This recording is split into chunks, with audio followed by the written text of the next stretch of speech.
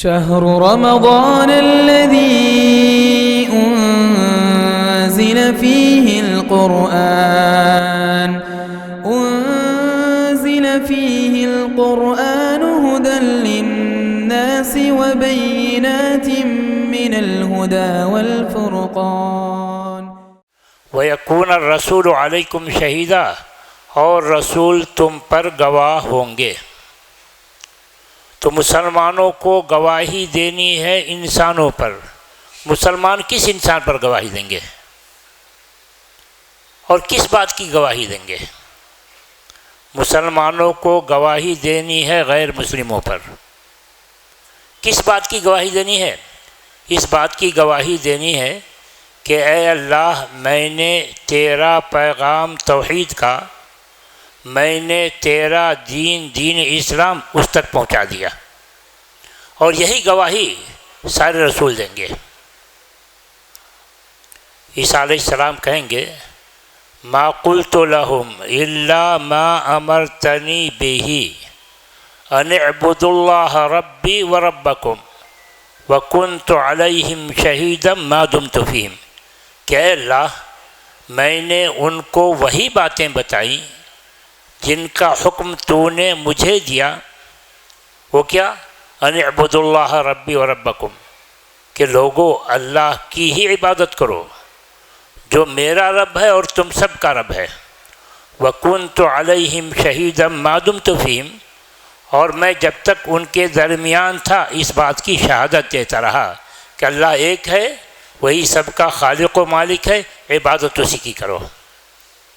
اور مسلمانوں کو بھی یہی پیغام پہنچانا ہے لوگوں کو، کہ کہا اللہ تعالیٰ نے قُلْ هَذِهِ سَبِيلِي أَدْعُو إِلَى اللَّهِ عَلَى بَصِيرَةٍ آنا ومن اتبعنی، آپ کہہ دیجئے یہی میرا طریقہ ہے کہ میں اللہ کی طرف بلاؤں۔ اللہ کی طرف بلاؤں، اللہ کی طرف بلانے کا کیا مطلب؟ اللہ کی طرف بلانے کا وہی مطلب ہے جو دوسری آیت میں رسول اکرم صلی اللہ علیہ وسلم کو حکم دیا جا رہا ہے۔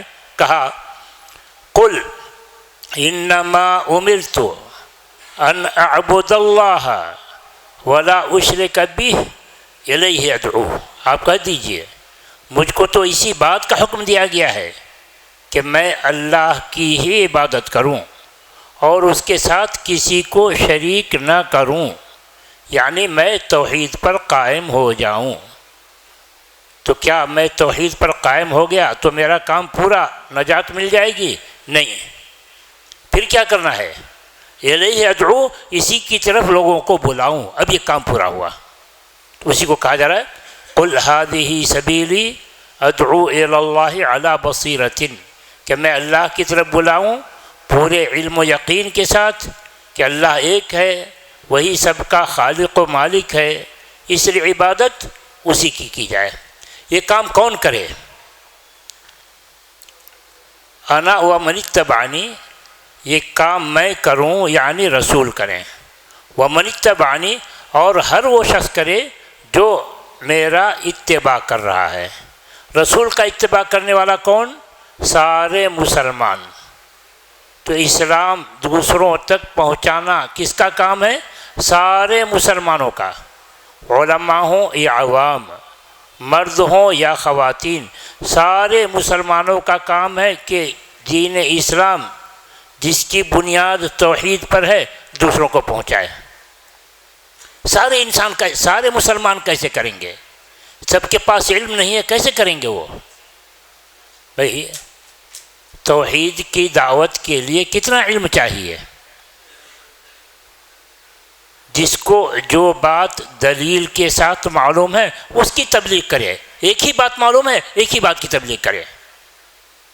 کہ رسول اکرم صلی اللہ علیہ وسلم نے فرمایا بلغوا عنی ولو آیہ، تمہیں ایک آیت معلوم ہے اس کی تبلیغ کرو۔ اور رسول اللہ صلی اللہ علیہ وسلم نے ایسے شخص کو دعا دی جو رسول صلی اللہ علیہ وسلم کی ایک بات بھی لوگوں تک پہنچائے۔ کہا نظر اللہ عمران سمع مقالتی فحفظها ووعاها وأداها كما سمعها، اللہ تعالیٰ اس شخص کو تر و تازہ رکھے، خوش رکھے جس نے میری ایک بات سنی، فحفظها ووعاها، اس کو یاد کیا اور اچھی طرح یاد کیا، واداها کما سمعها، اور جیسے سنا تھا ویسے ہی لوگوں کو پہنچایا، تو اللہ تعالیٰ اس کو خوش رکھے۔ تو جس کو بھی ایک بات معلوم ہے وہ لوگوں تک پہنچائے۔ تو ہر مسلمان دین اسلام دوسروں تک پہنچائے گا جتنی اس کی طاقت میں ہے۔ کیسے پہنچائے گا؟ پہنچانے کے مختلف طریقے ہیں۔ جس کو اللہ تعالیٰ نے علم دیا ہے، بولنے کی صلاحیت دی ہے، وہ ملے گا غیر مسلموں سے، ان کو بتائے گا کہ توحید کیا ہے، دین اسلام کیا ہے، اس کی تفصیل بعد میں۔ جس کو اللہ نے بولنے کی صلاحیت نہیں دی ہے، وہ ایسے لوگوں کے ساتھ ہو جائے گا کہ ایک سے زائد ہوتے ہیں تو ہمت ہوتی ہے، بولنے میں طاقت آتی ہے۔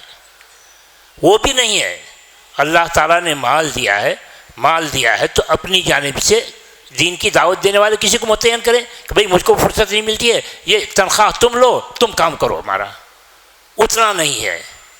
تو قرآن مجید محلی زبان میں چھاپ کر کے لوگوں تک پہنچاؤ، اتنا نہیں ہے۔ تو فولڈر پمفلیٹ چھاپو جس میں اسلام کی تعریف ہوتی ہو، اسلام کا تعارف ہوتا ہو، لوگوں تک پہنچاؤ، اتنا نہیں ہے۔ جو پمفلیٹ موجود ہیں مختلف اداروں کے پاس، مسجدوں میں، لوگ پہنچاؤ لوگوں تک، مگر حصہ تو سارے مسلمانوں کو لینا ہے، اس سے نجات نہیں۔ اب مسئلہ ہوتا ہے اس سے نجات نہیں، کیسے کریں اس ماحول میں؟ لوگ کہتے ہیں، کیا ملکی حالات سے اب واقف نہیں ہے کہ کہتے غیر مسلموں کو دعوت دیجیے؟ اور کچھ لوگ تو یہ کہتے ہیں کہ ہمارے مسلم بھائی ہی ہر طرح سے خراب ہو چکے ہیں، تو ہم اپنے بھائی کو چھوڑ کر غیر مسلموں کو دعوت دینے جائیں۔ یہ دو باتیں ہیں، ایک تو ہمارے مسلم بھائی ہی ہر طرح سے خراب ہو چکے ہیں تو ہم غیر مسلموں کو دعوت دینے جائیں، دوسری بات ایسے ماحول میں کیسے دعوت دیں؟ تو بھائی پہلی بات یہ کہنا کہ ہمارے مسلم بھائی ہی ہر طرح سے خراب ہو گئے ہیں، ایسے میں ہم غیر مسلموں کو دعوت دینے جائیں، تو بھائی مسلم ہمارے بھائی، غیر مسلم کس کے بھائی؟ کبھی سوچ کر کیوں نہیں دیکھا کہ مسلم ہمارے بھائی، غیر مسلم کس کے بھائی؟ وہ بھی تو ہمارے بھائی۔ مسلمانوں میں یہ ذہن پیدا نہ ہونے پائے کہ غیر مسلم غیر ہے۔ رسول اکرم صلی اللہ علیہ وسلم جب بھی خطاب کرتے تھے مسلمانوں کو بتاتے تھے کہ وہ تمہارا بھائی ہے، وہ تمہارا بھائی ہے۔ کہاں بتاتے تھے؟ خطبہ مسنونہ میں 3 آیتیں پڑھی جاتی ہیں جو خطبہ مسنونہ کا حصہ ہے۔ یا ایھا الذین آمنوا اتقوا اللہ حق تقاتہ، یا ایھا الناس اتقوا ربکم الذی خلقکم من نفس واحدہ، یا ایھا الذین آمنوا اتقوا اللہ وقولوا قولا سدیدا۔ ان تینوں میں سے بیچ کی آیت کو ذرا غور کر لیجئے۔ بیچ کی آیت میں کہا جا رہا ہے یا ایھا الناس اتقوا ربکم الذی خلقکم من نفس واحدہ، اے انسانوں ڈرو اپنے اس رب سے جس نے تم سب کو پیدا کیا ایک ذات سے۔ سارے انسانوں کو اللہ نے ایک ذات سے پیدا کیا، وہ ذات کون؟ آدم۔ اسی لیے قرآن کریم میں انسانوں سے خطاب کرتے ہوئے اللہ تعالیٰ بار بار کہتا ہے یا بنی آدم، اے آدم کی اولاد۔ تو سارے انسان آدم کی اولاد، مسلم بھی آدم کی اولاد، غیر مسلم بھی آدم کی اولاد۔ آدم کا جو خون مسلمان میں دوڑ رہا ہے، آدم کا وہی خون غیر مسلم میں دوڑ رہا ہے۔ تو یوں کہیے ایک مسلم کا غیر مسلم کے ساتھ خونی رشتہ ہے، ہر انسان بھائی بھائی۔ اور بات اتنی ہی نہیں کہ باپ ایک، ماں بھی ایک ہی ہے۔ اللہ تعالیٰ نے کہا یا ایھا الناس انا خلقناکم من ذکر و انثی، اے انسانوں ہم نے تم سب کو پیدا کیا ہے، مسلم ہو یا غیر مسلم، سب کو پیدا کیا ہے، ایک مرد سے وہ کون؟ آدم، اور ایک عورت سے وہ کون؟ حوا۔ تو مسلم غیر مسلم کے باپ ایک ماں ایک، پھر کیسے وہ غیر ہو گئے؟ تو جیسے ہمیں اپنی فکر کرنی ہے کہ ہم کیسے جہنم سے بچائیں، جیسے ہمیں مسلمانوں کی فکر کرنی ہے کہ کیسے مسلمان جہنم سے بچیں اور کر رہے ہیں، اسی طریقے سے ہمیں غیر مسلم کی بھی فکر کرنی ہے کیسے وہ جہنم سے بچے۔ اس فکر کے بغیر ہمارا دعویٰ کہ ہم سنت کے شیدائی ہیں جھوٹا۔ اس فکر کے بغیر ہمارا دعویٰ کہ ہم سنت کے شیدائی ہیں جھوٹا۔ کیسے؟ کیا ہم توحید پر نہیں قائم ہیں؟ ہماری نماز ویسے نہیں ہوتی جیسے رسول پڑھتے تھے؟ ہوتی ہے۔ کیا ہمارا روزہ ویسے نہیں ہوتا جیسے رسول رکھتے تھے؟ ہوتی ہے۔ آگے بڑھ کر یہ کیوں نہیں کہتے کہ رسول جیسے دعوت غیر مسلموں کو دیتے تھے ہم بھی وہی دیں گے؟ یہ کیوں نہیں کہتے؟ یہاں کیوں قدم پیچھے ہو جا رہا ہے؟ کیا رسول کو غیر مسلموں کی فکر نہیں تھی کہ کیسے اسے جہنم سے بچائیں؟ کیسی فکر تھی کہ اللہ تعالیٰ کہتا ہے لَعَلَّكَ بَاخِعٌ نَفْسَكَ عَلَىٰ آثَارِهِمْ إِن لَّمْ يُؤْمِنُوا بِهَذَا الْحَدِيثِ أَسَفًا۔ ایسا معلوم ہوتا ہے کہ آپ ان غیر مسلموں کے پیچھے پڑ کر اپنے آپ کو ہلاک کر لیں گے۔ إِن لَّمْ يُؤْمِنُوا، اگر وہ ایمان نہ لائیں، اسفاً مارے غم کے، وہ ایمان نہ لائیں تو آپ کو غم کس بات کا؟ آپ کو غم اس بات کا کہ ہمارا انسانی بھائی شرک پر مر کر آگ میں جلے گا۔ ہمارا انسانی بھائی شرک پر مر کر آگ میں جلے گا۔ کیا دلیل کہ آپ کو غم اسی بات کا تھا اور یہی فکر پریشان کر رہی تھی؟ دلیل رسول اکرم صلی اللہ علیہ وسلم خود غیر مسلم سے کہتے ہیں کہ میری مثال اور تمہاری مثال ایسی ہے جیسے کہ کوئی شخص آگ جلائے، اس آگ میں کیڑے مکوڑے گرنے لگیں تو کیڑوں کو ہٹا رہا ہے، ادھر آگ ہے جل جاؤ گے، ہٹو ہٹو ہٹو ہٹو، ادھر آگ ہے جل جاؤ گے۔ رسول کہتے ہیں میری کیفیت ایسی ہے، انی لآخذ بحجزکم عن النار، میں تمہاری کمر پکڑ کے کھینچ رہا ہوں کہ آگے آگ ہے، شرک پر مرو گے جلو گے۔ قولوا لا الہ الا اللہ تفلحوا، کہو لا الہ بچ جاؤ گے، کہو لا الہ بچ جاؤ گے۔ تو جب تک یہ تڑپ ہمارے اندر نہیں آئے گی ہم سچے مومن نہیں۔ اتنا ہی نہیں کہ سچے مومن نہیں، ہم سب سے بڑے ظالم۔ کیسے بھی سب سے بڑے ظالم؟ پڑھی آیت، اللہ تعالیٰ کہتا ہے وَمَنْ أَظْلَمُ مِمَّنْ كَتَمَ شَهَادَةً عِنْدَهُ مِنَ اللَّهِ، اس سے بڑا ظالم کون ہوگا جو چھپائے اس شہادت کو جو اس کو اللہ کی جانب سے دی گئی ہے۔ اللہ نے کس کو شہادت دینے کے لیے کہا ہے اور وہ نہیں دے رہا ہے، گواہی نہیں دے رہا ہے؟ مسلمان۔ کہ اللہ تعالیٰ کہتا ہے وَكَذَلِكَ جَعَلْنَاكُمْ أُمَّةً وَسَطًا لِتَكُونُوا شُهَدَاءَ عَلَى النَّاسِ۔ مسلمان خاموش بیٹھا ہے، ان کو بتا ہی نہیں رہا ہے، تو یہ سب سے بڑا مجرم۔ اس جرم کی سزا سنے کہتا اللہ تعالیٰ ان الذین یکتمون ما انزلنا من البینات والہدی من بعد ما بیناہ للناس فی الکتاب اولئک یلعنہم اللہ ویلعنہم اللاعنون۔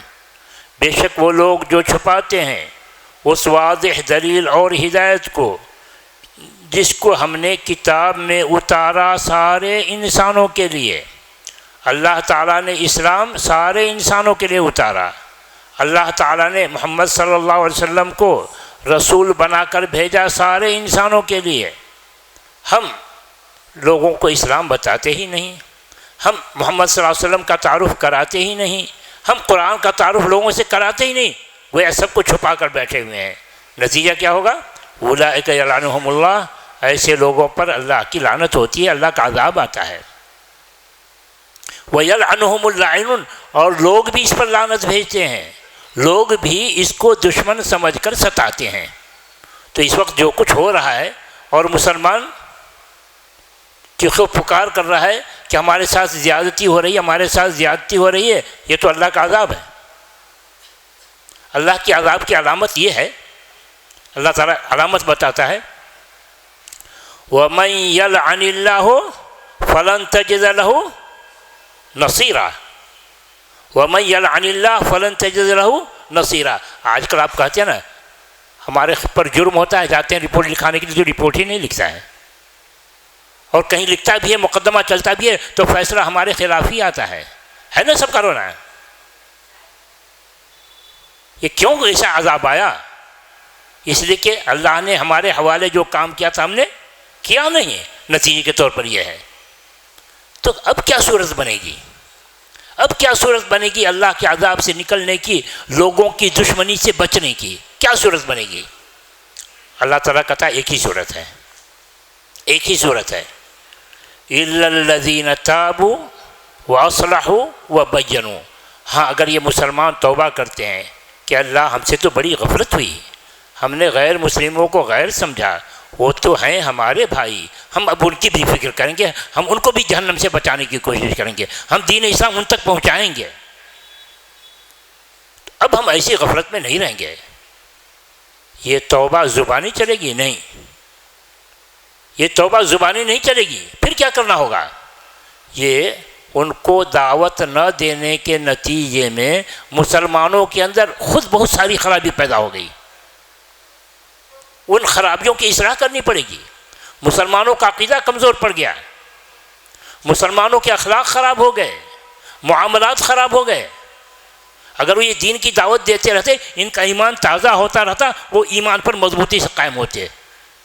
دعوت چھوڑنے کے نتیجے میں ان کا عقیدہ خراب ہو چکا ہے، ایمان کمزور ہو چکا ہے۔ کیسے ایمان کمزور ہو چکا ہے؟ وہی جواب ہے اس کا جو کہتے ہیں کہ ڈر لگا ہوا ہے، ماحول خراب ہے، کیسے ہم دین کی دعوت دیں؟ یہ ایمان کی کمزوری ہے، یہ ایمان کی کمزوری ہے۔ اللہ تعالیٰ کہتا ہے انما ذالکم الشیطان یخوف اولیاء، یہ شیطان ہے جو تم کو ڈراتا ہے اپنے ماننے والوں سے۔ دین کی دعوت دو گے تو فساد مچا دیں گے، دین کی دعوت دو گے تو اٹھا لیا جائے گا۔ یہ شیطان ہے جو تم کو ڈرا رہا ہے تمہارے کام سے روکنے کے لیے۔ فلا تخافوہم وخافون ان کنتم مؤمنین، تم ان سے مت ڈرو، مجھ سے ڈرو اگر تم مسلمان ہو، اور مجھ سے ڈر کر میرا کام کرو۔ دیکھیے مسلمانوں کا ایمان کہاں چلا گیا ہے، خوف، اللہ کا خوف کہاں چلا گیا ہے؟ لوگوں کا خوف دل میں بیٹھ گیا ہے، اللہ کا خوف نکل گیا ہے کہ اللہ کا کام جائے پیچھے، ڈریں گے لوگوں سے، کریں گے نہیں۔ یہ کیا ہے مسلمانوں؟ اللہ تعالیٰ کہتا ہے فلا تخافوہم وخافون ان کنتم مؤمنین، تم ان سے مت ڈرو۔ ذرا سوچو تو، اگر میں بچانا چاہوں تو کوئی تمہیں کچھ کر دے گا؟ اللہ تعالیٰ کہتا ہے اگر میں بچانا چاہوں تو کوئی تمہیں کچھ کر دے گا، تو کس سے ڈر کر کس کا کام چھوڑ رہے ہو؟ سوچو تم۔ پڑھیے آیت، الیس اللہ بکاف عبدہ، کیا اللہ اپنے بندے کی حفاظت کے لیے کافی نہیں ہے؟ الیس اللہ بکاف عبدہ، کیا اللہ اپنے بندے کی حفاظت کے لیے کافی نہیں ہے؟ وَيُخَوِّفُونَكَ بِالَّذِينَ مِن دُونِهِ، تم کو ڈراتے ہیں اللہ کے علاوہ دوسروں سے، اور تم ڈر کر کام چھوڑ رہے ہو۔ کیسی بات ہے؟ کیا ہے تمہارا ایمان؟ کرو اللہ کا کام، اللہ تمہاری حفاظت کرے گا۔ اللہ کا کام کرو گے اللہ تمہاری مدد کرے گا۔ یہ جو حالت دیکھ رہے ہو یہ حالت بدلے گی، شرط ہے کہ کام کرو اس کا۔ یہ مت سمجھو کہ اللہ کی مدد رسول کے ساتھ خاص تھی، یہ مت سمجھو کہ اللہ کی مدد صحابہ کے ساتھ خاص تھی، نہیں، اللہ کا وعدہ ہر زمانے کے لیے ہے کہ جو میرا کام کرے گا میں اس کی مدد کروں گا۔ پڑھی آیت، کہتا ہے اللہ تعالیٰ وعد اللہ الذین آمنوا منکم وعملوا الصالحات، وعد اللہ الذین آمنوا منکم وعملوا الصالحات لیستخلفنہم فی الارض کما استخلف الذین من قبلہم، اللہ نے وعدہ کر رکھا ہے ان لوگوں سے جو اللہ پر ایمان رکھے اور اچھا کام کرے، اور اچھے کاموں میں سب سے اچھا کام وَمَنْ أَحْسَنُ قَوْلًا، اللہ کے دین کو عام کرو۔ تو اللہ کا وعدہ ہے، کیا وعدہ ہے؟ لَيَسْتَخْلِفَنَّهُمْ فِي الْأَرْضِ، ہم ان کو زمین کا خلیفہ بنائیں گے، حکومت ہم ان کے حوالے کریں گے۔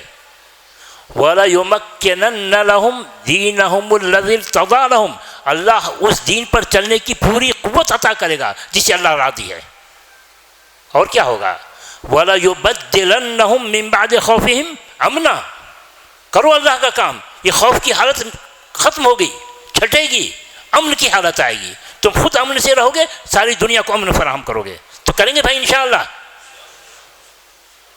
اللہ تعالیٰ سے دعا ہے کہ اللہ تعالیٰ ہم تمام لوگوں میں وہ قوت ایمانی اور وہ جذبہ دے کہ ہم اس کا پیغام لے کر نکلیں، ساری دنیا کو، ہر انسان کو بتائیں.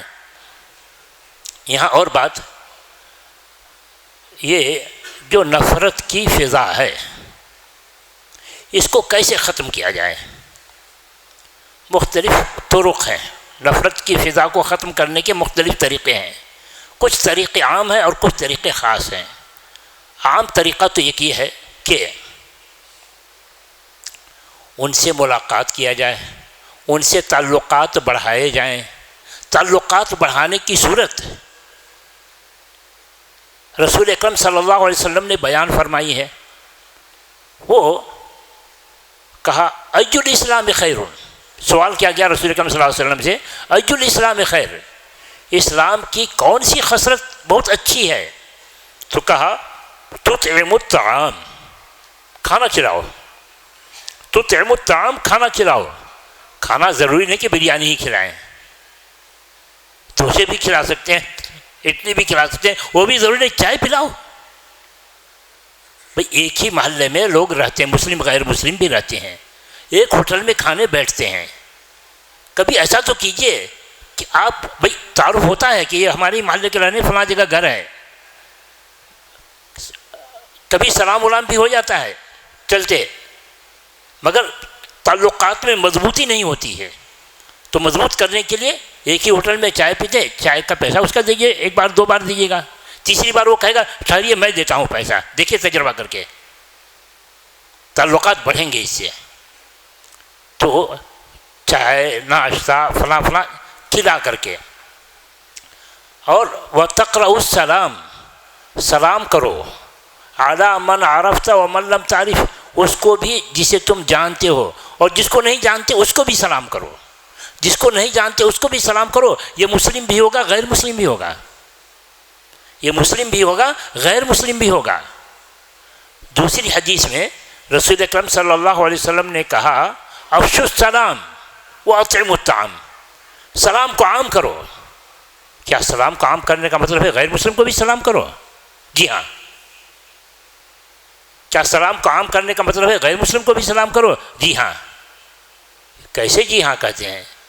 علماء کا عام فتویٰ تو اس بات پر ہے کہ غیر مسلم کو سلام نہ کیا جائے. وہ سلام کرتے تو علیکم کہہ دو بس. تو کیا یہ صحیح ہے؟ علماء کا عام فتویٰ تو یہی ہے کہ غیر مسلموں کو سلام بڑھ کر نہ کیا جائے. وہ سلام کریں تو علیکم کہہ دیں. مگر یہ فتویٰ محل نظر ہے.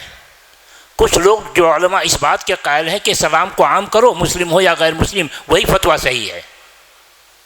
کیوں بھائی؟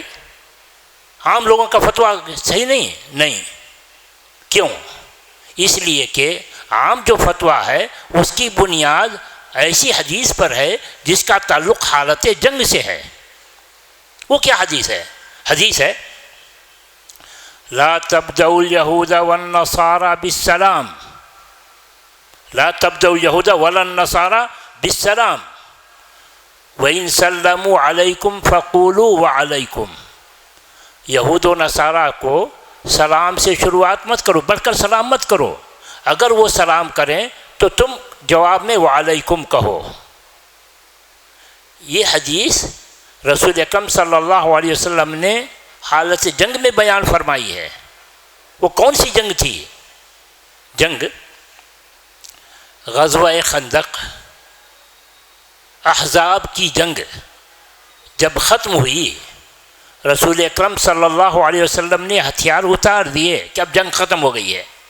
جبریل امین آئے اور کہا آپ نے ہتھیار اتار دیا ہے. میں نے تو نہیں ہتھیار اتارا ہے. کہا کیا بات ہے؟ کہا بنو قریظہ کے لوگوں نے اہل مکہ کا ساتھ دیا اس جنگ میں جو ہمارے معاہدے کے خلاف ہے، اس لیے اس پر حملہ ہونا ہے، اس لیے اس پر حملہ ہونا ہے. رسول اکرم صلی اللہ علیہ وسلم نے اعلان کیا انی راکب غدا الی یہودا او الی بنی قریظہ، کہ کل ہم بنو قریظہ پر حملہ کرنے جا رہے ہیں. تو ایسے میں کل ہم بنو قریظہ پر حملہ کرنے جا رہے ہیں تو لا تبدؤوا اليهود ولا النصارى بالسلام، جب جانا تو کسی کو سلام مت کرنا، اور اگر وہ سلام کریں تو روکھے پھیکے انداز میں وہ علیکم کہہ دینا۔ تو یہ ہے پس منظر کہ ہم حملہ کرنے جا رہے ہیں، بڑھ کر سلام کریں گے تو ایک طرف کہیں گے اللہ تم کو سلامتی کے ساتھ رکھے، اور دوسرے پر حملہ جا کر کے ان کو ختم کریں گے۔ یہ ہم نفاق سے کام نہیں لیں گے، ہم دھوکہ دینا نہیں جانتے، ہم تو صریح لوگ ہیں، ہم لوگ کھل کر ہم بات کرنے والے ہیں۔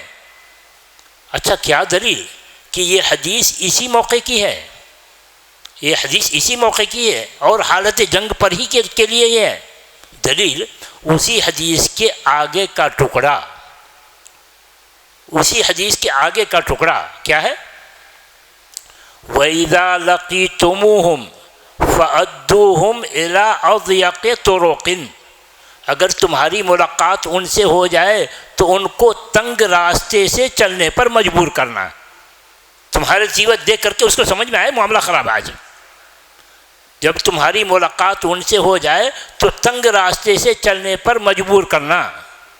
محدثین اس ٹکڑے کو لے کر اس بات سے اتفاق رکھتے ہیں کہ یہ حالت جنگ کی بات ہے، عام حالات کی نہیں، کہ اسلام غیر مسلموں کے ساتھ مسلمانوں کو بد اخلاقی کی تعلیم نہیں دیتا۔ اسلام عام حالتوں میں مسلمانوں کو غیر مسلموں کے ساتھ بد اخلاقی کی تعلیم نہیں دیتا، بد سلوکی کی تعلیم نہیں دیتا، ان کو تنگ راستے سے چلنے پر مجبور کرنے سے بد سلوکی ہے۔ یہ حالت جنگ کے ساتھ خاص ہے، عام حالت میں نہیں۔ اور کوئی دلیل ہے کہ عام حالت میں کیا کیا جائے؟ تو چلیے ہم مان لیتے ہیں اس کو حالت جنگ کی ہے، تو کیا کوئی دلیل ہے کہ عام حالات میں ان کو بڑھ کر بھی سلام کیا جا سکتا ہے؟ جی ہاں ہے، اللہ تعالیٰ ہم کو تعلیم دیتا ہے، مسلمانوں کو تعلیم دیتا ہے۔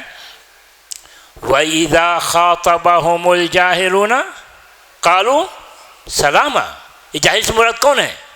مشرک، کہ ان کا لہجہ برا ہوتا ہے، غلط انداز میں گفتگو کرتے ہیں، تو کہتے ہیں اللہ تم کو سلامت رکھے، قالوا سلاما۔ دوسری آیت میں کہا سلام علیکم لا نبتغی الجاہلین، اللہ تم کو سلامت رکھے، ہم تم لوگوں سے الجھنا نہیں چاہتے ہیں۔ تیسری آیت میں تو کہا جا رہا ہے کہ تم سلام کہو، فاصفح عنہم، فاصفح عنہم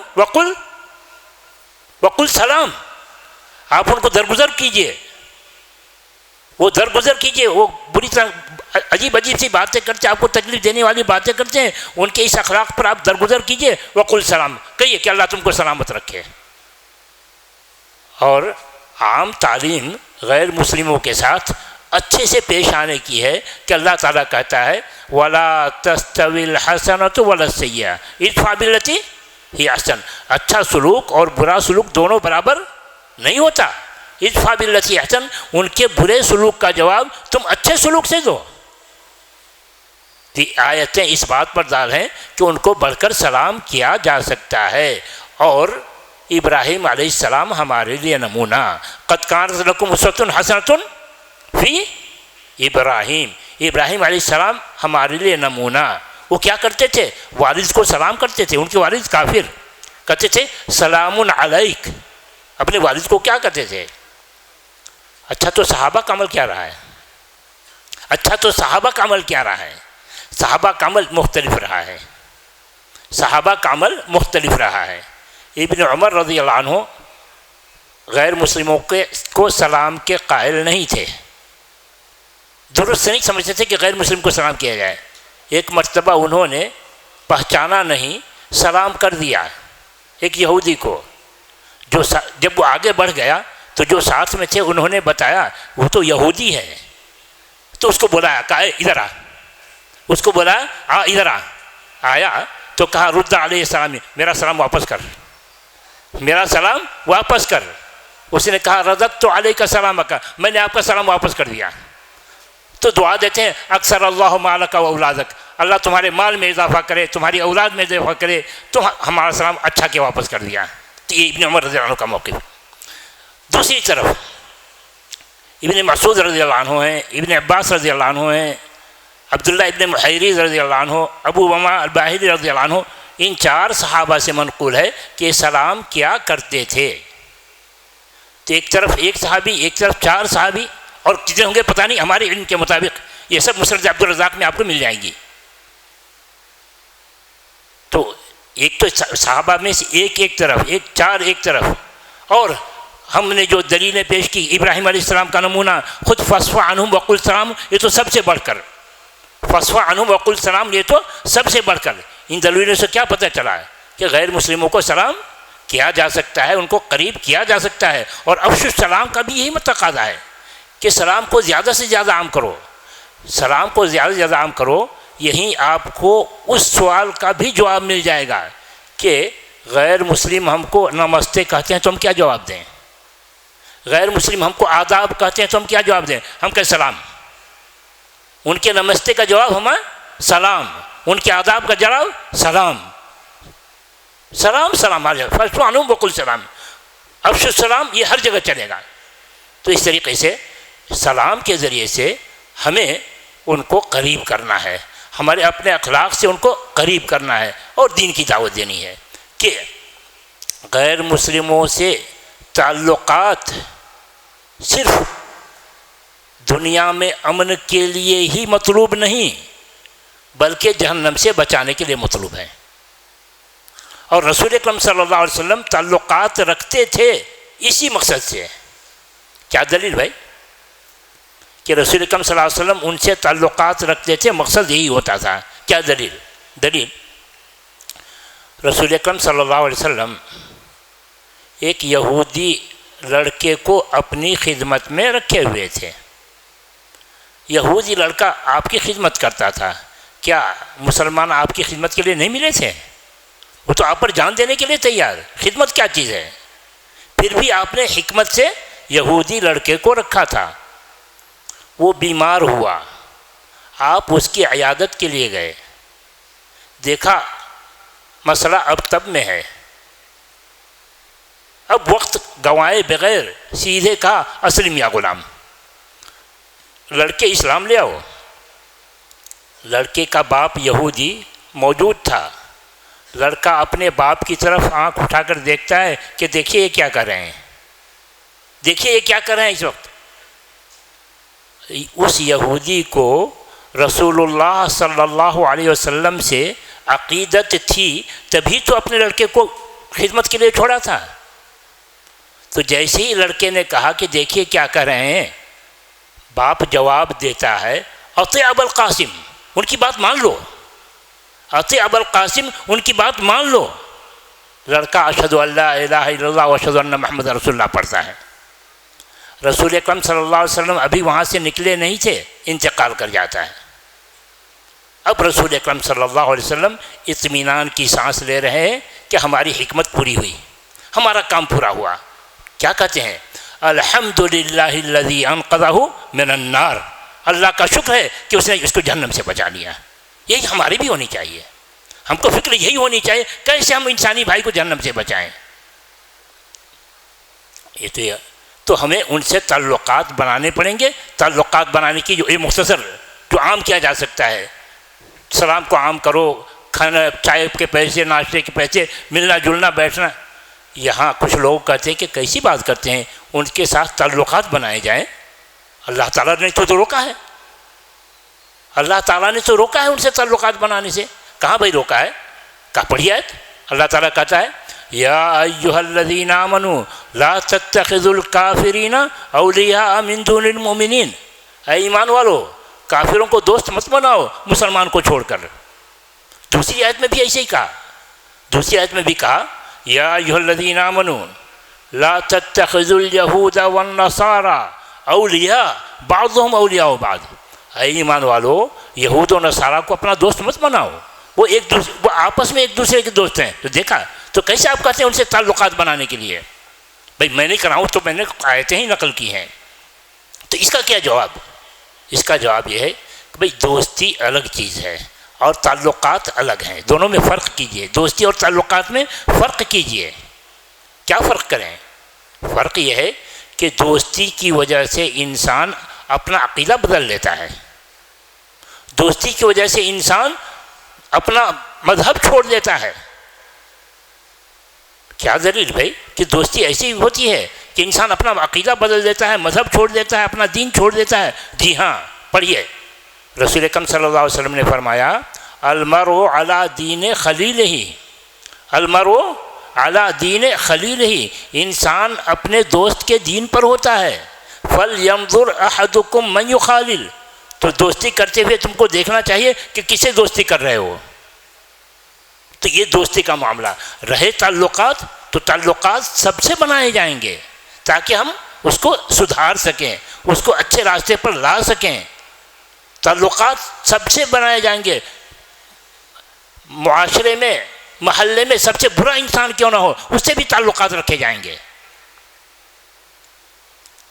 بھئی دیکھیے، آیت نازل ہوتی ہے لَتَجِدَنَّ أَشَدَّ النَّاسِ عَدَاوَةً لِلَّذِينَ آمَنُوا الْيَهُودَ وَالَّذِينَ أَشْرَكُوا، آپ پائیں گے مسلمانوں کا سب سے بڑا دشمن یہود کو اور مشرک کو۔ لَتَجِدَنَّ أَشَدَّ النَّاسِ عَدَاوَةً لِلَّذِينَ آمَنُوا الْيَهُودَ وَالَّذِينَ أَشْرَكُوا۔ تو کیا رسول اکرم صلی اللہ علیہ وسلم نے یہود سے تعلقات ختم کر دیے؟ نہیں، یہ آیت یقیناً حج سے پہلے نازل ہوئی ہوگی، کہ حج میں تو عرفہ میں تو کہہ دیا گیا الیوم اکملت لکم، الیوم اکملت لکم دینکم کہہ دیا گیا، تو آیت لازماً اس سے پہلے کی ہے۔ آخری وقت میں وفات سے چند دن قبل آپ نے ایک یہودی سے 30 سا جو ادھار لیا تھا، اور رہن کے طور پر اپنا زیرہ رکھا تھا۔ کیا حکمت تھی آخرکار؟ کیا تعلیم دینا چاہتے تھے؟ کیا مسلمانوں کے پاس غلہ نہیں تھا اس وقت؟ غلے کی فراوانی تھی، تو پھر یہودی سے لینے کی کیا ضرورت تھی؟ اور یہودی کو اطمینان نہیں تھا کہ رسول اللہ صلی اللہ علیہ وسلم قرض تو ادا کریں گے ہی، کہ پھر رہن رکھنے کی کیا ضرورت تھی، زیرہ رکھنے کی کیا ضرورت تھی؟ بڑی حکمت تھی۔ اگر رہن نہ رکھتے، رسول اکرم صلی اللہ علیہ وسلم کا انتقال ہوتا اور وہ یہودی کہتا کہ میں نے تیرے رسول کو اتنا قرض دیا تھا، کوئی مانتا؟ سب کہتے کیا ہم لوگ کے پاس نہیں تھا کہ تم سے لیں گے؟ چل جھوٹا، بگاتے اس کو جھوٹا ہے یہ۔ اچھا، تو کیا حکمت تھی اس سے لینے میں؟ اس سے لینے میں حکمت یہی تھی کہ کہیں اس آیت کو پڑھ کر مسلمان یہ نہ سمجھے کہ ہر یہودی دشمن، ہر مشرک دشمن نہیں، اس میں بہت سارے لوگ اچھے ہیں جس سے اچھے تعلقات بنائے جائیں گے۔ دیکھو میں تعلقات بنا کر جا رہا ہوں، امت کو تعلیم دینا تھا۔ تو اور ایک اور واقعہ ہوا ہے کہ رسول اکرم صلی اللہ علیہ وسلم کے تعلقات کیسے خراب سے خراب لوگوں سے۔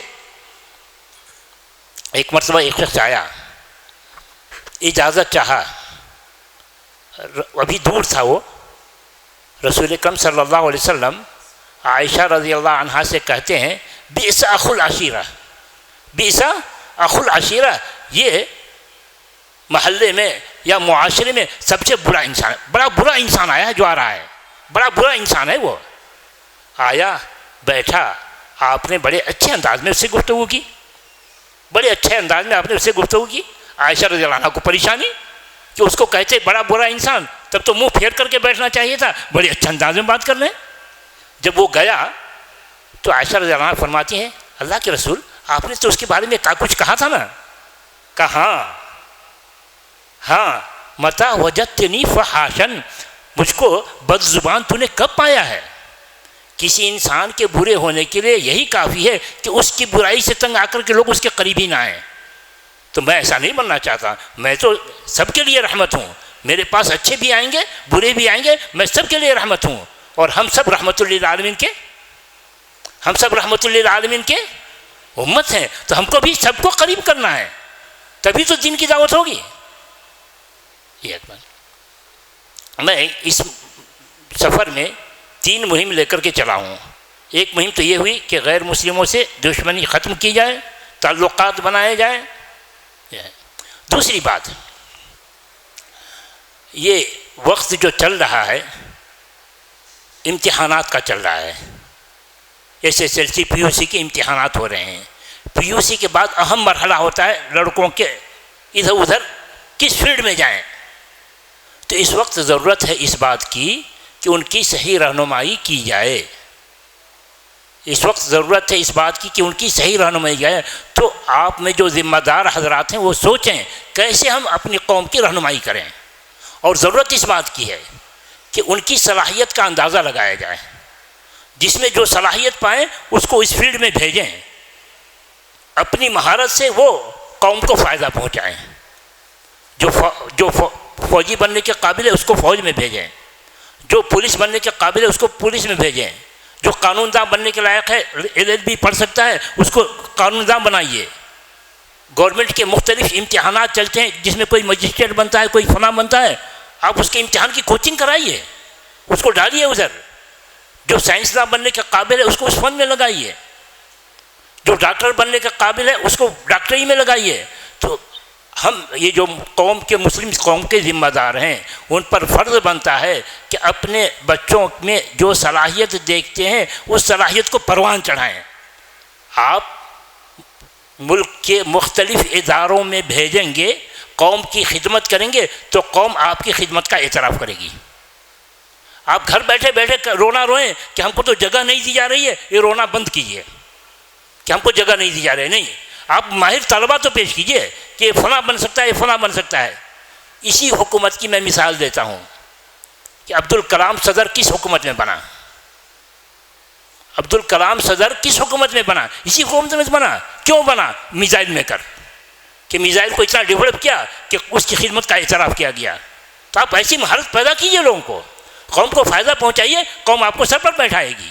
تو یہ رونا بند کیجئے، صلاحیت دیکھیے اور مختلف دیہات میں آپ اپنے اپنے بچوں کو بیٹھائیے کہ وہ قوم کی خدمت کریں۔ یہ دو بات۔ تیسری بات، نفرت کا جو ماحول بن رہا ہے، نفرت کے ماحول کو ختم کرنے کے لیے ہمیں وہی کچھ کرنا ہوگا جو رسول اللہ صلی اللہ علیہ وسلم نے مدینہ پہنچ کر کیا۔ ہجرت کرنے کے بعد جب مدینہ پہنچے وہاں کا ماحول بڑا خراب تھا، لڑائیاں خوب ہوتی تھیں۔ آپ نے کیا کیا؟ کیسے امن قائم کیا؟ کیا کیا؟ کہا مہاجرین کا گروپ ایک ہوگا، انصار کا گروپ ایک ہوگا، اور ہر قبیلے کا سردار ایک ایک کر کے، تو ہر قبیلے کے سردار کو لیا، مہاجرین اور انصار کو لیا، ملا کر کے ایک امن کمیٹی بنائی۔ امن کمیٹی بنائی، اس کے 4 نکات تھے، اس معاہدے کے 4 نکات تھے۔ وہ کیا؟ سب سے پہلا یہ کہ ہر انسان کو دین کی آزادی ہوگی، جو جس دھرم پر رہنا چاہے رہے۔ ہر انسان کو دین کی آزادی ہوگی، دھرم کی آزادی ہوگی، جو جس دین پر رہنا چاہے رہے، کوئی کسی کو کسی دین پر مجبور نہیں کرے گا۔ لا اکراہ فی الدین، لا اکراہ فی الدین کا فارمولہ۔ دوسرا، ہر کمیونٹی کے لوگ اپنے اپنے غریبوں کی مدد کریں گے، ان سے نہ بنے تو دوسروں سے مدد لیں گے۔ ہر کمیونٹی کے لوگ اپنی کمیونٹی میں کوئی ظلم اور زیادتی نہیں ہونے دیں گے، وہ قابو میں نہیں پاتے تو دوسروں سے مدد لیں گے۔ چوتھا، ہم سب مل کر مدینے کا دفاع کریں گے، مدینے پر ہم کسی کا حملہ نہیں ہونے دیں گے۔ اس کی سخت ضرورت ہے اس وقت۔ مسلمانوں کے محلے محلے، بستی بستی، شہروں میں چھوٹے سے بڑے پیمانے تک اس کو عام کرنے کی ضرورت ہے۔ تو ہم ذمہ داروں سے درخواست کریں گے کہ آپ سے کیا کچھ ہو سکتا ہے کیجئے، دوسروں تک پیغام پہنچائیے کہ محلے محلے ہوتے ہوتے حیدرآباد شہر تک پھیلے، بڑی کمیٹی بنے جو ہر محلے پر نظر رکھے کہ یہاں کوئی افراتفری نہیں ہوگی، ہم سب امن کے ساتھ جئیں گے۔ تو انشاءاللہ امن، یہ جو خوف کی حالت ہے ختم ہوگی، نفرت کی حالت ختم ہوگی، امن پیدا ہوگا، اور اللہ تعالیٰ پرسکون زندگی گزاریں گے انشاءاللہ۔ اللہ تعالیٰ سے دعا ہے کہ اللہ تبارک تعالیٰ ہم تمام مسلمانوں کو توحید پر قائم رہنے کی توفیق عطا فرمائے، اسلام کی مکمل پابندی کرنے کی توفیق عطا فرمائے، اسلام کا پیغام ہر انسان تک پہنچانے کی توفیق عطا فرمائے۔ اللہ تعالیٰ ہمیں ہر اس کام کی توفیق عطا فرمائے جس سے اللہ راضی ہو اور ہمیں جنت نصیب ہو۔ آمین واخر دعوانا الحمدللہ رب العالمین، والسلام علیکم ورحمۃ اللہ وبرکاتہ۔ مسجد عباد الرحمن کے پلیٹ فارم سے ہونے والی دعوت و تبلیغ کے مشن کو آگے بڑھانے میں ہمارا بھرپور ساتھ دیں۔ علم و عمل سے ناطہ جوڑنے کے لیے اہل علم سے جڑیں۔ مسجد عباد الرحمن کے یوٹیوب چینل کو سبسکرائب کریں اور آگے شیئر کرنا ہرگز نہ بھولیں۔ فجزاکم اللہ خیر۔